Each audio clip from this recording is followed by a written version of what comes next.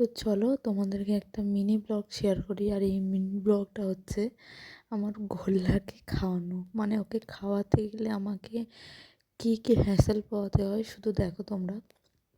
এই যে দেখলে একটা জামা পরে আছে আর ওকে আমি খাওয়াতে বসেছি। তো খাওয়ানোর সঙ্গে সঙ্গে হাফ খাওয়ার পরে ওর বমি হয়ে গেল।